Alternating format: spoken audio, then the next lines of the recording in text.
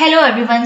कैसे हैं आप सब। My name is Megha Mathur and आज हम करने वाले हैं क्लास 11 का स्टैटिस्टिक्स का chapter number 1, concept of economics and significance of statistics in economics. So let's begin. तो सबसे पहले इसमें है व्हाट इज इकोनॉमिक्स। इकोनॉमिक्स होता क्या है। अगर मैं जनरल वर्ड्स में बात करूं कि इकोनॉमिक्स क्या है, तो वो है आपका economics is the study of scarcity. ठीक। अब आपके माइंड में क्वेश्चन आएगा कि what is study of scarcity. Study of scarcity क्या है भाई। ये देखिए होता क्या है ना, हम लोग ह्यूमंस हैं, तो जो हमारी इच्छाएं होती है, जो हमारी वांट्स होती है, वो हमारी अनलिमिटेड होती है। ठीक। बट जो मतलब रिसोर्सेज होते हैं वो हमारे पास लिमिटेड होते हैं। तो हम अपने लिमिटेड रिसोर्सेज का इस तरीके से इस्तेमाल करें कि हमें मैक्सिमम सेटिस्फेक्शन मिले। यही आपकी क्या है, इकोनॉमिक्स है। Economics is the study of scarcity. Our wants are limited, but the resources used in the production of goods that satisfy our wants are limited and scarce. तो जो हमारी इच्छाएं हैं, जो हमारे wants है, वो अनलिमिटेड है, बट जो रिसोर्सेज इस्तेमाल हो रहे हैं वो क्या है, आपके पास लिमिटेड है, स्केयर है। तो scarcity is the root of all economic problem. तो आपकी जितनी भी जो आपकी स्कैरसिटी है, जो आपके पास लिमिटेड रिसोर्सेज है, जो आपके पास रिसोर्सेज की कमी है, यही आपकी क्या है, जड़ है हर इकोनॉमिक प्रॉब्लम की। अब है आपका मीनिंग ऑफ। तो इसमें हम कुछ टर्म्स होगी उसके मीनिंग जानेंगे, ठीक है, जो आपको आगे बहुत काम आने वाले हैं चैप्टर्स में। कुछ टर्म्स आपको पता भी होंगे इसके अंदर, तो देखते हैं वन बाय वन। फर्स्ट है आपका कंज्यूमर।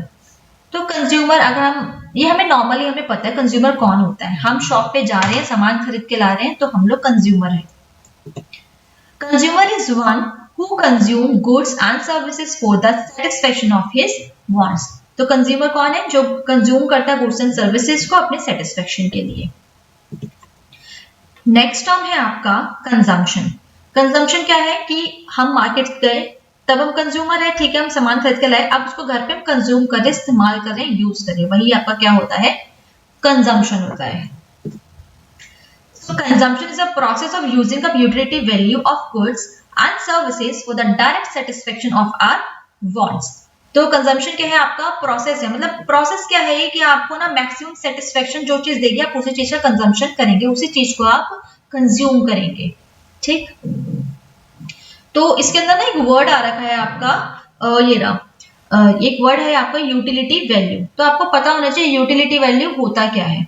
ठीक। तो यूटिलिटी वैल्यू क्या होती है, जब आप भूखे हैं, आपने सुबह कुछ भी नहीं खाया सुबह से, तो उस टाइम पे जब आपको एक चपाती मिल जाएगी तो आपको बहुत सेटिस्फेक्शन मिलेगी, आपकी उस टाइम पे यूटिलिटी वैल्यू बहुत हाई रहेगी।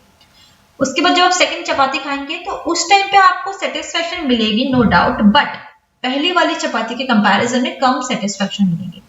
जब आप थर्ड खाएंगे तो आपकी यूटिलिटी वैल्यू और कम हो जाएगी, है ना। तो यूटिलिटी वैल्यू क्या है, आपका एक तरीके से लेवल ऑफ सेटिस्फेक्शन है।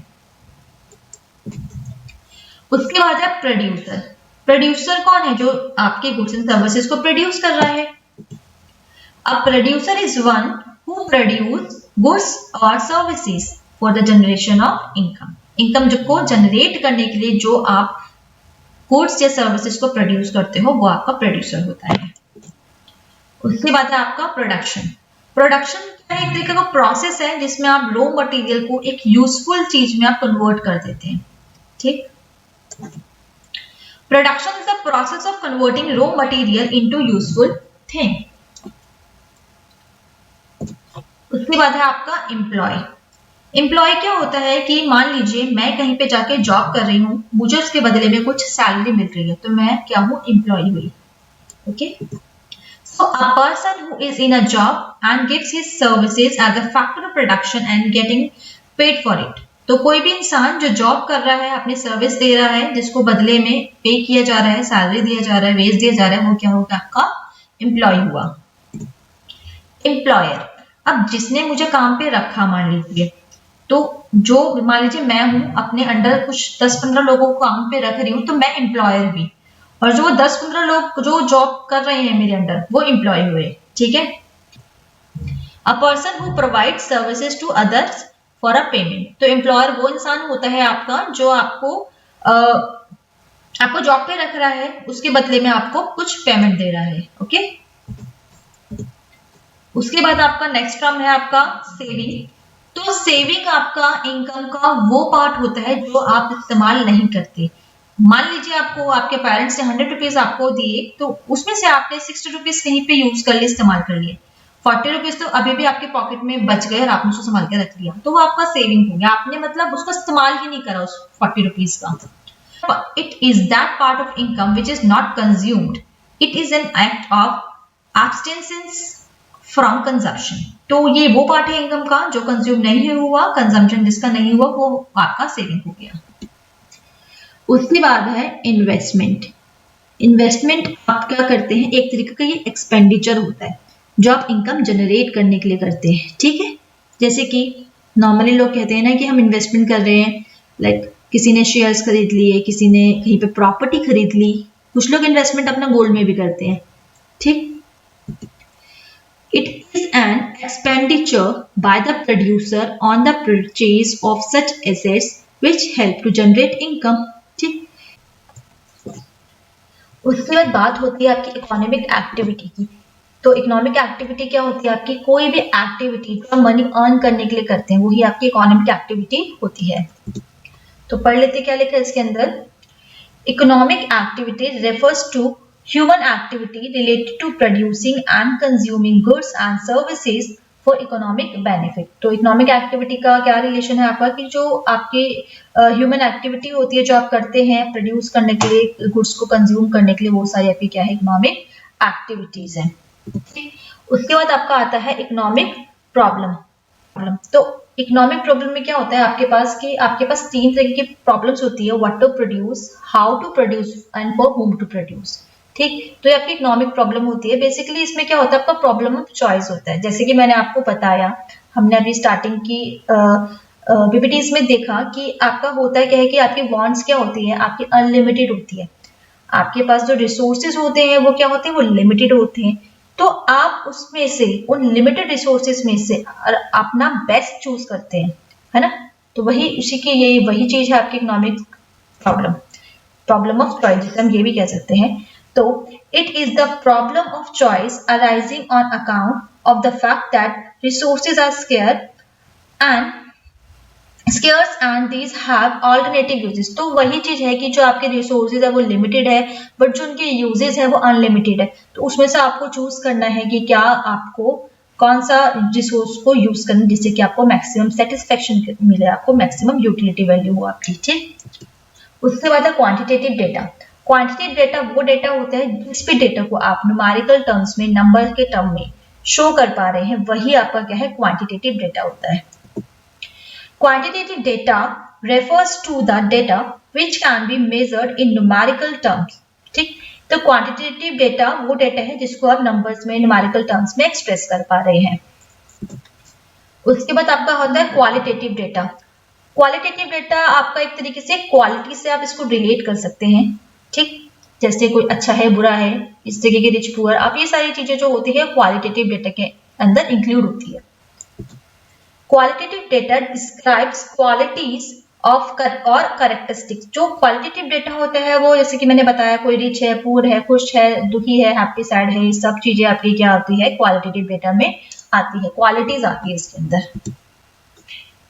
उसके बाद है आपकी 3 distinct components of economic activity. तो देखते हैं वन बाय वन क्या है इसके 3 कंपोनेंट्स। तो फर्स्ट है आपका कंजम्पशन। तो कंजम्पशन में क्या होता है, कोई भी चीज आप यूज कर रहे हैं, इस्तेमाल कर रहे हैं आप किसी चीज का, तो वही तो कंजम्पशन है, ओके।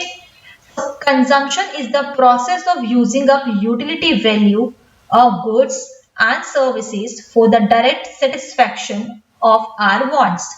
तो कंजम्पशन क्या है, आपका एक प्रोसेस है जिसमें आप अपने आप को सेटिस्फाई कर रहे हो, अपना जो यूटिलिटी लेवल है ना वो आप मैक्सिमम देखते हो, जिस चीज से आपको मैक्सिमम सेटिस्फेक्शन मिले वही तो आप चूज करते हैं ना। इस तरीके से आप इसको सेटिस्फेक्शन लेवल भी कह सकते हैं। उसके बाद है प्रोडक्शन। देखिए प्रोडक्शन कौन करता है, आपका जो प्रोड्यूसर होता है वो प्रोडक्शन करता है, जिसमें वो रॉ मटेरियल को एक यूजफुल मटेरियल में, यूजफुल थिंग में कन्वर्ट कर देता है, वही तो प्रोडक्शन होता है। Production is the process of converting raw material into useful thing. वही बात है जो मैंने आपको बताया कि जो रॉ मटेरियल को यूजफुल थिंग में कन्वर्ट कर रहा है। Things becomes useful as they acquire utility value in the process of production. देखिए, कोई भी चीज यूजफुल जब होती है जब आपको उस चीज से सेटिस्फेक्शन हो, उसकी यूटिलिटी कोई वैल्यू निकल कर आए, है ना। अगर किसी चीज की कोई यूटिलिटी वैल्यू ही नहीं है तो आप उस चीज का प्रोडक्शन भी तो नहीं करेंगे ना, तो आपका क्या है, यूटिलिटी वैल्यू भी इसके अंदर मायने रखती है। उसके बाद है आपका डिस्ट्रीब्यूशन। जैसे कि आपको नाम से ही समझ में आ रहा है डिस्ट्रीब्यूशन का मतलब ही क्या है, आप डिवाइड कैसे करें चीजों को।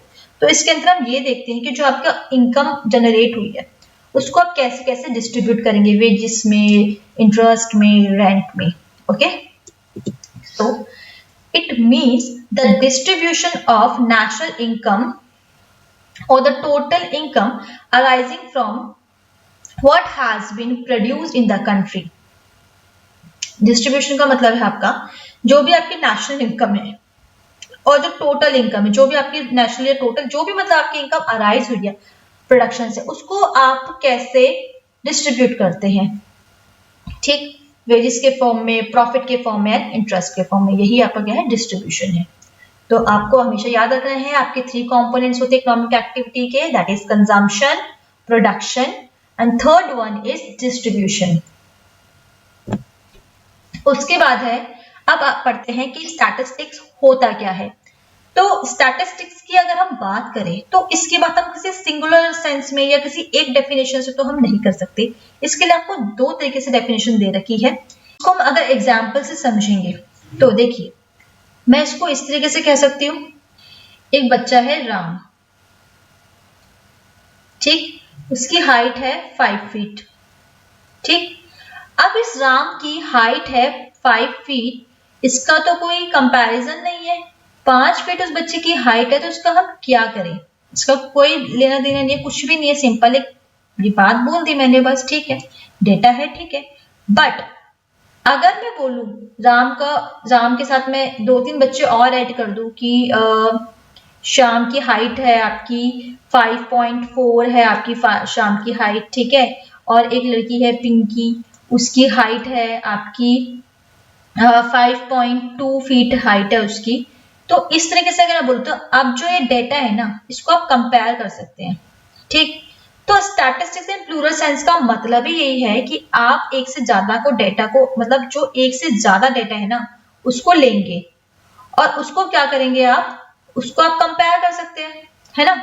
तो इसका मतलब ये हुआ कि आप स्टैटिस्टिक्स इन प्लूरल सेंस का मतलब ये हुआ आपका वो डेटा जो आप कंपेयर कर सकते हैं। ठीक, प्लूरल मतलब जिसमें आप एक से ज्यादा चीजों का डेटा लेंगे। अब डेफिनेशन की अगर हम बात करें, अकॉर्डिंग टू बाउले, statistics are numerical statement of facts in any department of inquiry placed in relation to each other।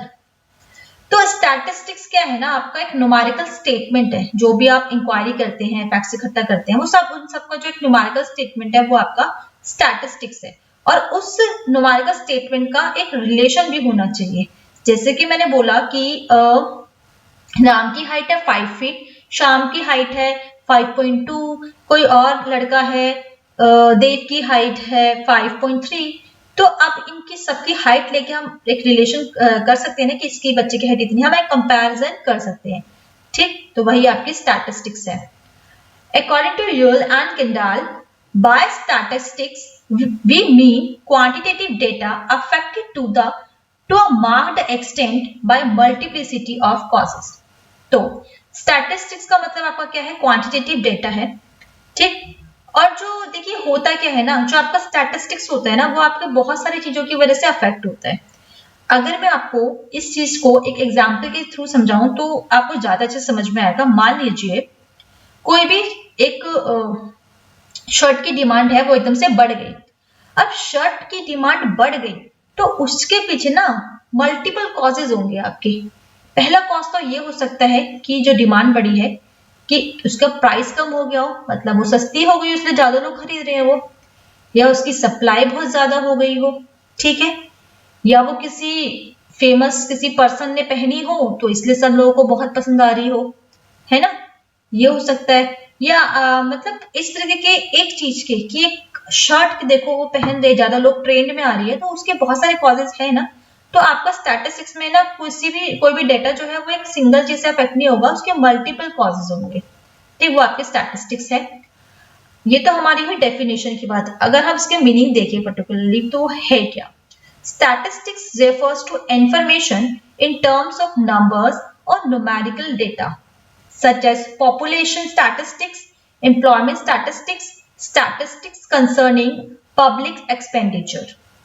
देखिए जो आपका स्टैटिस्टिक्स है ना वो क्या है, आपका न्यूमेरिकल डेटा है, और न्यूमेरिकल डेटा कौन सा, जो आपके एक तरीके से ग्रुप में हो, जैसे पॉपुलेशन का स्टैटिस्टिक्स हम ले सकते हैं, एम्प्लॉयमेंट का ले सकते हैं, और मतलब बहुत अलग अलग चीजों का ले सकते हैं, बट वो एक कंपैरिजन इसका हो सके और उन डेटा का कोई आपस में कोई रिलेशन होना चाहिए, ठीक।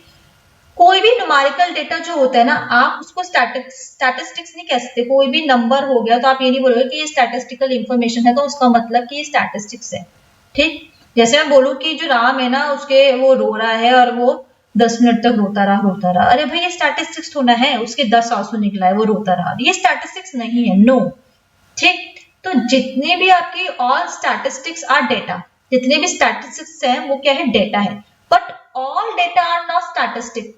सारे डेटा जो है वो स्टैटिस्टिक्स नहीं होते। ये बहुत इंपॉर्टेंट है कि आपका जो जितने भी स्टैटिस्टिक्स है ना वो सभी डेटा है, बट सारे डेटा स्टैटिस्टिक्स हो ये जरूरी नहीं है, ये नहीं पॉसिबल, ठीक है। हो सकता है बट वो उसकी कुछ कंडीशंस होती है वो फॉलो होनी चाहिए, ठीक। उसके बाद है आपके features of statistics in the plural sense. तो अब इसके फीचर्स देखते हैं स्टैटिस्टिक्स इन प्लूरल सेंस में। तो फर्स्ट है आपका एग्रीगेट ऑफ फैक्ट्स। तो एग्रीगेट ऑफ फैक्ट्स का मतलब ये है कि आपका कभी भी जो सिंगल डेटा होगा ना, कोई भी सिंगल नंबर, उसको आप स्टैटिस्टिक्स नहीं कह सकते। तो ये क्या होना चाहिए, आपका एग्रीगेट होना चाहिए, थोड़ा नंबर में होना चाहिए, मतलब एक सिंगल चीज को आप स्टैटिस्टिक्स नहीं बोलेंगे। Single figure are not considered to be statistics because such figure are unrelated and cannot be compared। तो जो भी सिंगल फिगर होगा, कोई भी नंबर होगा, उसको हम स्टैटिस्टिक्स नहीं बोलेंगे क्योंकि उसको हम कंपैरिजन ही नहीं कर सकते, है ना। अब मैं बोलूँ कि राम की हाइट इतनी है, ठीक, तो उसका कोई कंपैरिजन तो है ही नहीं ना। तो कंपैरिजन के लिए मैं मतलब 5-10 बच्चों की हाइट लूँ, फिर मैं उसको रिलेट करके देखूँ, कंपैरिजन करूँ, तो yes that is statistics. Okay, all statistics are expressed in number, but all numbers are not statistics।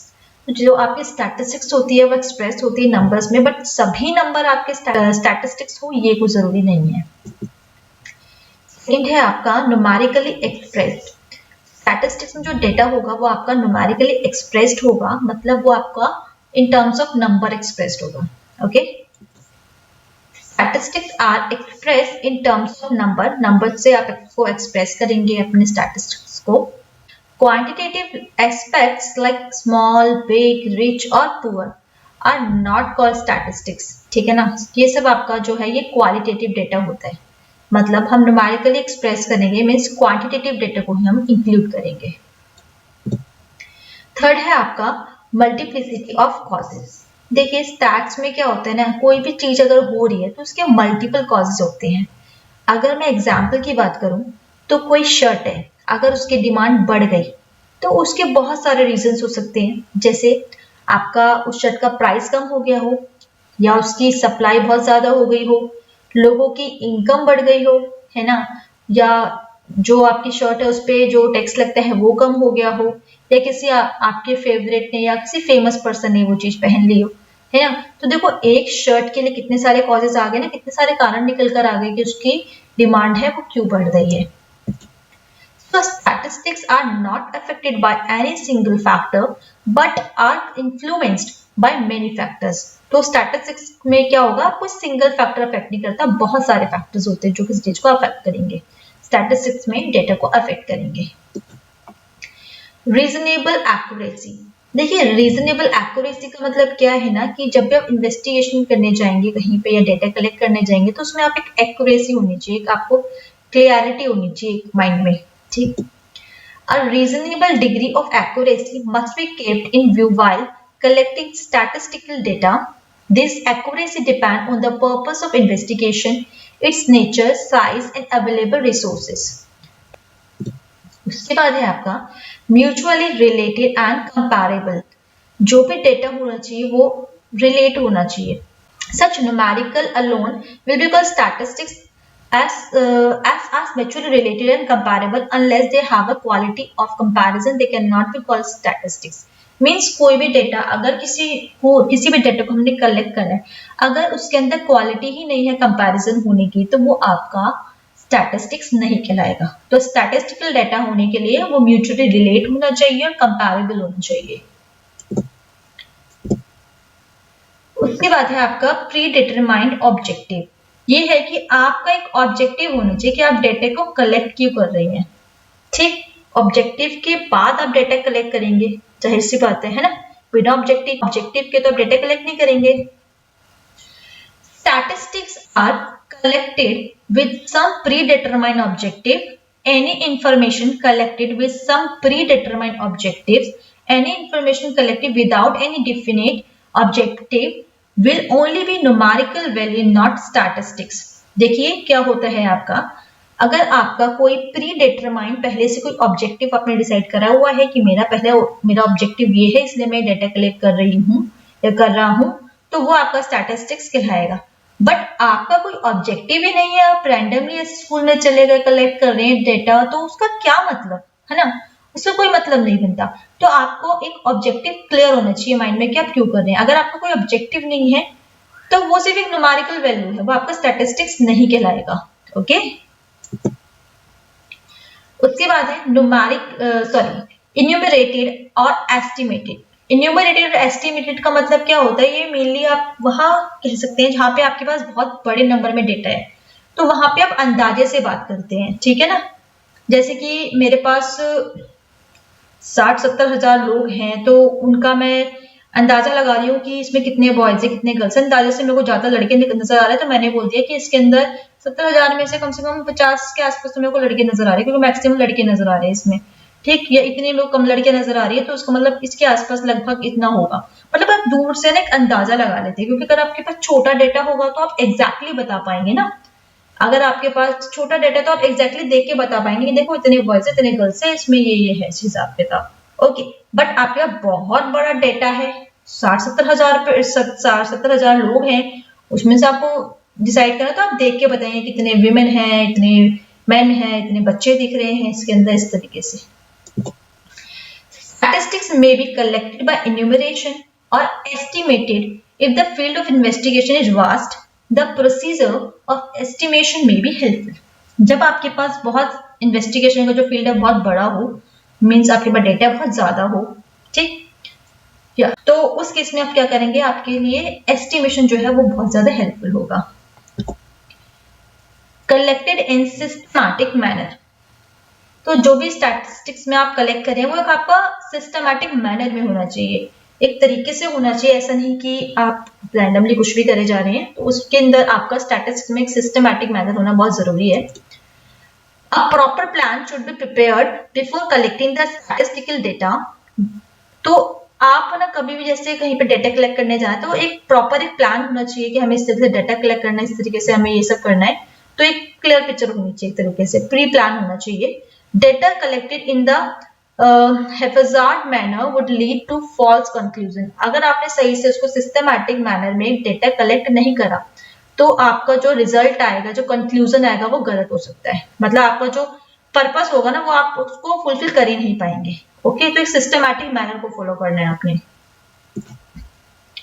वही चीज है, all numerical data can not be called statistics but all statistics are called numerical data. Okay, जितना भी data होता है सब statistics नहीं है, लेकिन स्टैटिस्टिक्स क्या है, आपका न्यूमेरिकल डेटा है। ओके, उसके बाद हम देखेंगे, अभी हमने जितना पढ़ा वो था स्टैटिस्टिक्स इन प्लूरल सेंस, अब हम देखेंगे स्टैटिस्टिक्स इन सिंगुलर सेंस। अगर मैं इसकी डेफिनेशन की बात करूं, so statistics may be defined as the science of collection, presentation, analysis and interpretation of numerical data. तो स्टैटिस्टिक क्या है आपका, ये कलेक्शन करेगा, प्रेजेंटेशन करेगा, आपका डेटा को एनालाइज करेगा, इंटरप्रिटेशन करेगा न्यूमेरिकल डेटा की। Statistics is the science which deal with collection, classification, description and comparison of phenomenon। वही सेम चीज है, आपका कलेक्शन होगा, आप उसको फिर डिवाइड कर देंगे कि हाँ इस चीज में ये डेटा है, इसमें ये है, इतनी गर्ल्स की हाइट इतनी है, इतने बॉयज की हाइट इतनी है, इतने बच्चों की हाइट के अकॉर्डिंग, उनकी एज के अकॉर्डिंग उनकी हाइट इतनी, इस तरीके से आप उसको फिर क्लासिफाई करेंगे, फिर उसको डिस्क्राइब करेंगे। ये आपका क्या है, statistics in singular sense. Meaning की बात करें अगर हम, तो statistics means science of statistics और statistical method. It refers to techniques or method relating to collecting, organization, presentation, analysis and interpretation of quantitative data। देखिए सिंगुलर सेंस में ना आप सिंपली इसको याद करने के लिए आपके पास तरीका है, आप इसको याद कर सकते हैं कोपाई, COPAI। आप इसको ना कोपाई से याद कीजिए, ठीक। C का मतलब क्या होगा आपका, कलेक्शन। O का मतलब आपका हो गया organisation. P stand for presentation, A analysis and I stand for interpretation। तो आप कोपाई से याद रखना सिंगुलर सेंस में, तो आपको इजीली याद रहेगा। C for collection, O for organization, P for presentation, A for analysis and I for interpretation। उसके बाद है आपका stages of statistical study। क्या है, Studying statistics as a singular noun implies the knowledge of various stages of statistical study.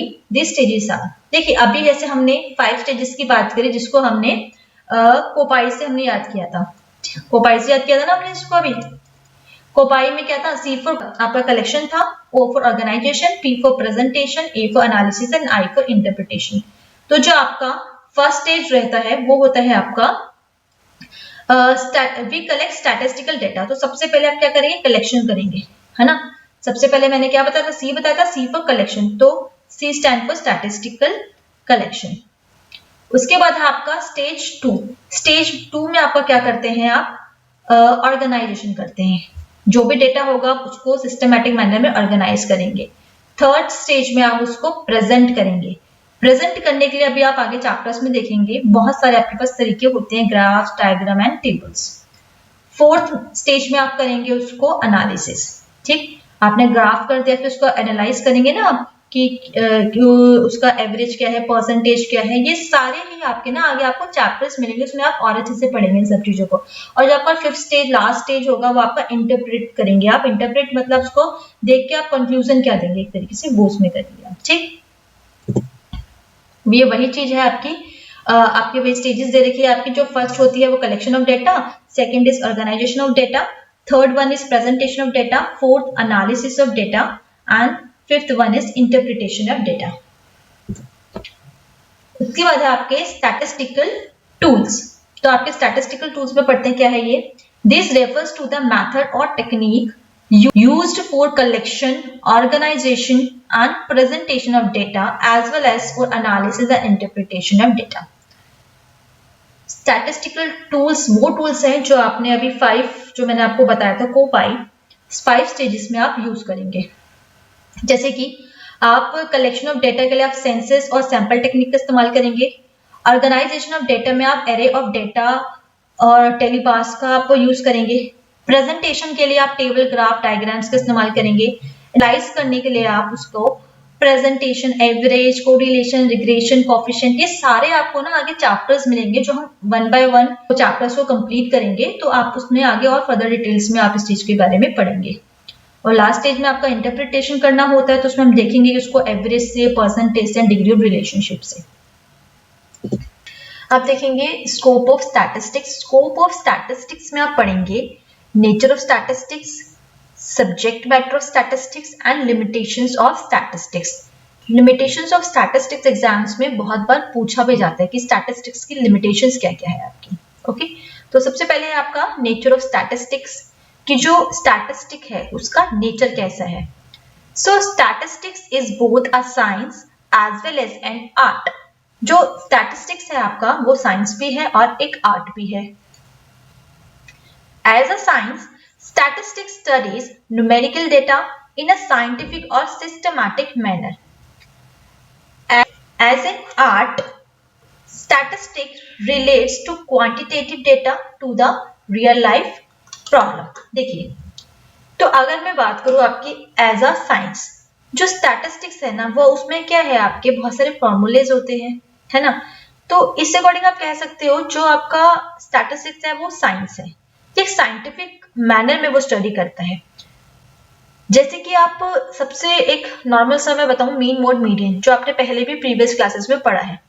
Mean mode median निकालने का formula India में भी यही होगा, इंडिया से बाहर भी यही होगा, हर जगह पे सेम रहेगा। तो इसका मतलब जो स्टैटिस्टिक्स है वो क्या है, आपका एक साइंटिफिक मैनर में स्टडी कर रहा है। So it means statistics is a science. Okay, अगर मैं बात करूं एज एन आर्ट में, तो आर्ट का मतलब ही क्या होता है, आपका कला, और हर एक पर्सन की एक डिफरेंट आर्ट होती है। तो इसमें क्या है, आपका statistics relates to quantitative data to the real life problem. तो जो स्टैटिस्टिक डेटा जो है ना, हर पर्सन अपने अकॉर्डिंग उसको रिलेट करेगा। दोबारा से मैं एक सिंपल लैंग्वेज में कहूं तो साइंटिफिक का मतलब ये है कि एक तरीके से जो आपने चीज बोल दी वो एक चलेगी चलेगी। जैसे कि आपने एक फॉर्मूला बोला वाटर का H2O है, वो इंडिया में भी यही है, इंडिया से बाहर किसी कंट्री में जाएंगे वहां पे भी यही है, हर जगह पे आपको सेम मिलेगा। तो ये साइंटिफिक हो गया। और जो आर्ट है वो क्या है, आपका डिफरेंट हो सकता है, हर पर्सन का कोई चीज डिस्क्राइब करने का तरीका डिफरेंट हो सकता है, वो आपका एक आर्ट है। तो statistics is both a science as well as an art. उसके बाद सब्जेक्ट मैटर ऑफ स्टैटिस्टिक्स, इसमें हम पढ़ेंगे descriptive statistics and inferential statistics. तो पहले पढ़ते हैं कि इसमें लिखा क्या है, उसके बाद हम इसको एक्सप्लेन करेंगे सिंपल टर्म्स में, इसको एग्जाम्पल के साथ समझेंगे। ओके, सो इसमें लिखा है descriptive statistics refers to those methods which are used for collection, presentation as well as analysis of data. This method relate to such estimations as measurements of central tendencies, measurement of correlation, etc.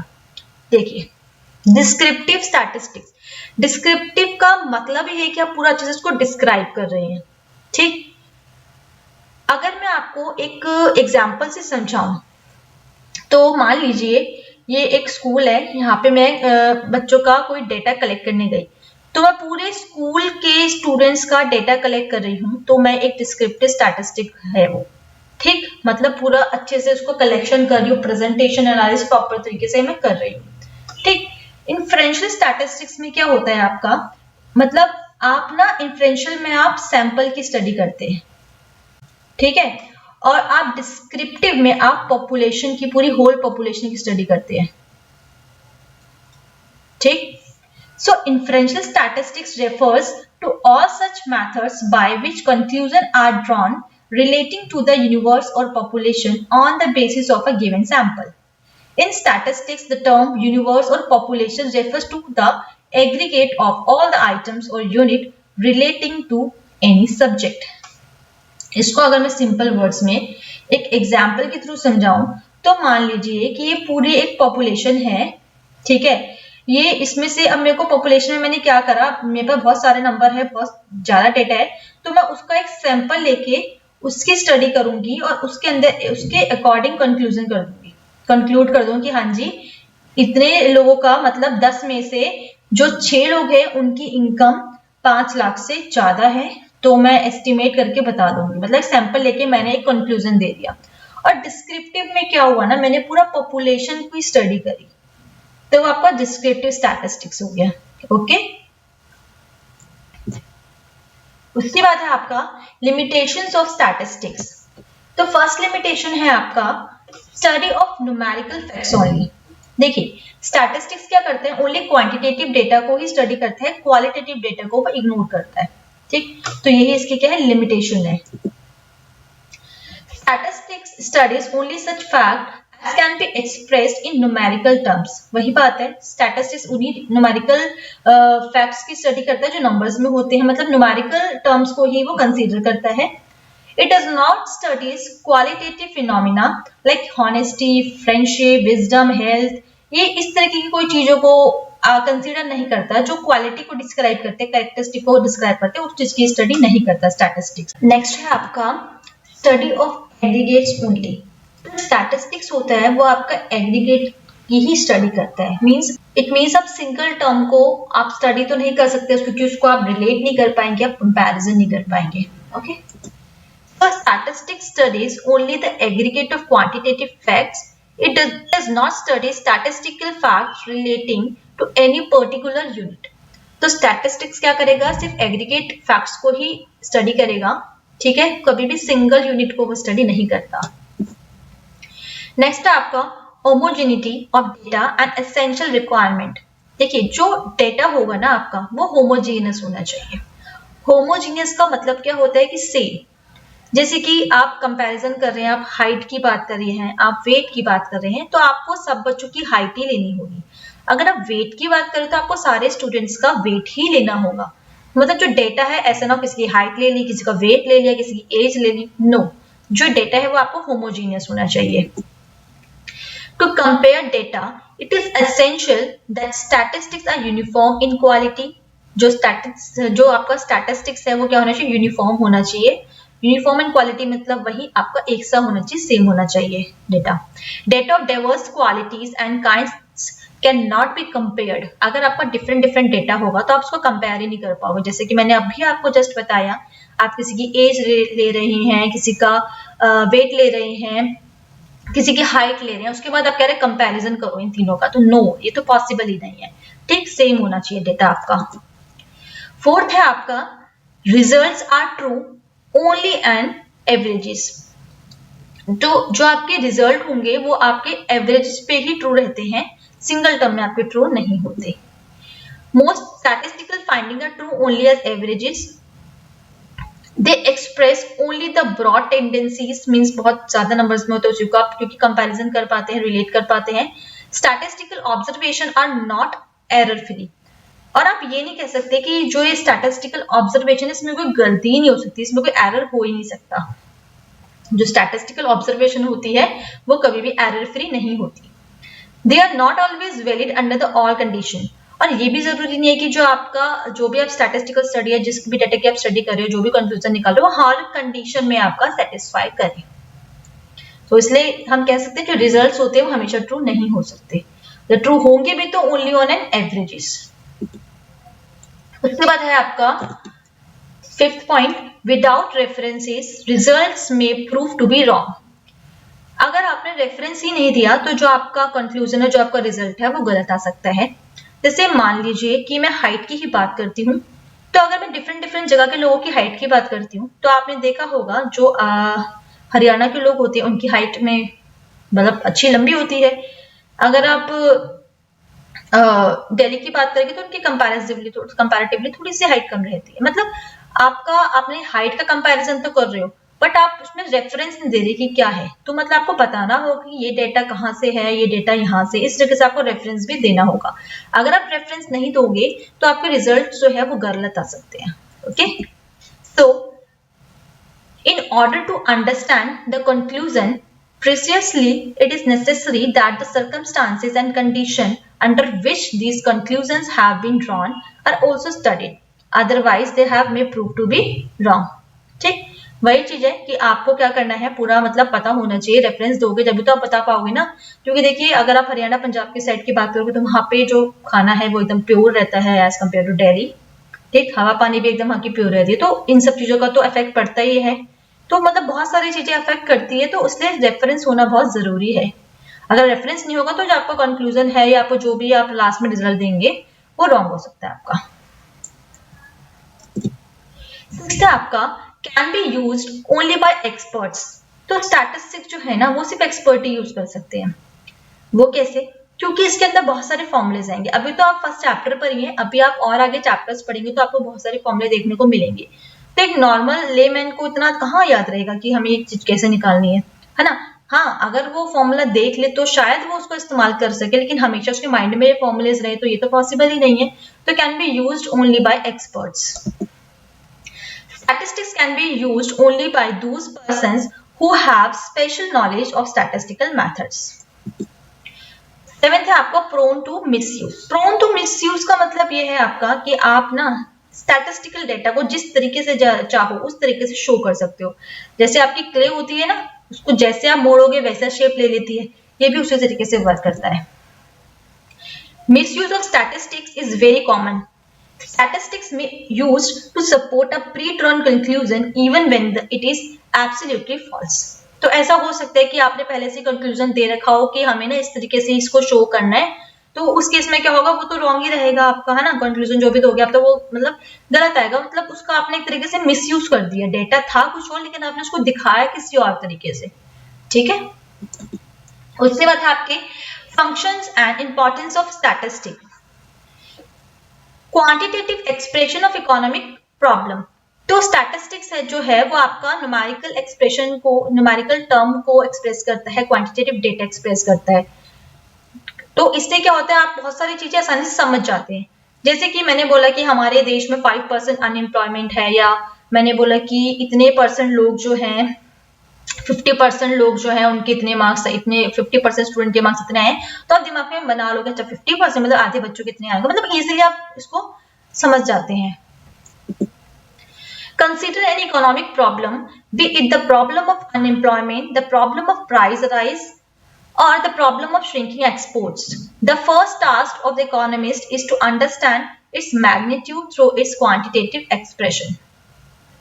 तो इसमें आप कोई भी employment की, unemployment की, price की, export की, demand, किसी भी तरीके को आप इसमें आप न्यूमेरिकल डेटा से बहुत अच्छे से समझा सकते हैं।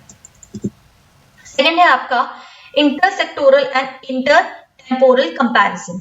तो इंटरसेक्टोरल कंपैरिजन क्या होता है, आपका दो सेक्टर्स के बीच में कंपैरिजन, जैसे आपके प्राइमरी, सेकेंडरी और टर्शियरी सेक्टर, तो आप प्राइमरी सेकेंडरी के बीच में कंपैरिजन कर सकते हैं, सेकेंडरी टर्शियरी के बीच में कंपैरिजन कर सकते हैं, मतलब सेक्टर्स के बीच में आप कंपैरिजन करें एक तरीके से। इंटरटेम्पोरल में क्या है, आप इंटरटेम्पोरल में आपका क्या होता है कि आप टाइम का कंपैरिजन कर रहे हो कि देखो 2000 में इतने बच्चे पास हुए थे सीबीएसई से, इतने बच्चों ने टॉप किया था, 2021 में इतने बच्चों ने टॉप किया, 2022 में इतने बच्चों ने टॉप किया, अब इतने बच्चे टॉप कर रहे हैं, मतलब इस तरह से आप कंपैरिजन बता सकते हैं टाइम के according. This mean it allow for a wide sense of comparison and also help in checking progress. Intersectoral comparison means comparison across different sectors. Intertemporal comparison means comparison across different time period. तो वही चीज है जो मैंने अभी बताई आपको, जो इसमें क्या होता है आपका बहुत वाइड रेंज है, उसको आराम से आप उस स्टेज की प्रोग्रेस चेक कर सकते हैं। तो ये वही चीज है जैसे कि इंटरसेक्टोरल में आप सेक्टर्स को कंपैरिजन कर सकते हैं, इंटरटेम्पोरल में आप टाइम को कंपैरिजन कर सकते हैं, टाइम के अकॉर्डिंग आप कंपैरिजन कर सकते हैं। थर्ड है आपका working out cause and effect relationship. इसमें आप क्या है, आप कॉज एंड इफेक्ट रिलेशनशिप का मतलब है कि जैसे मान लीजिए हमने स्टार्टिंग में एग्जांपल लेते एक शर्ट का, कि एक शर्ट है उसकी डिमांड बढ़ रही है, तो आपको पता लग रहा है ना, आप उसके बहुत सारे रीजन पता लग रहे हैं कि हाँ ये इस वजह से, ये कारण है इसके प्राइस बढ़ने का, ये कारण है इसकी डिमांड बढ़ने का, तो ये कॉज एंड इफेक्ट रिलेशनशिप पे वर्क करता है। Economists try to find out cause and effect relationship between different sets of data. This enable them to attempt an effective diagnosis of the problem and accordingly to suggest some effective remedies. तो economist क्या करते हैं ना, cause and effect problem को मतलब अच्छे से देखते हैं, फाइंड आउट करते हैं कि इसका रीजन क्या है, ऐसा क्यों, और इस तरीके से पूरी स्टडी की जाती है, उसके अकॉर्डिंग उस प्रॉब्लम का एक तरीके से सॉल्यूशन फिर निकाला जाता है, ठीक। Through their statistical studies, if the economists come to know that it is because of the decline of demand that investment in the economy has tended to shrink, they can suggest the government to adopt such measure as would increase the level of demand in the economy. ये double हो गया थोड़ा यहाँ पे, ठीक।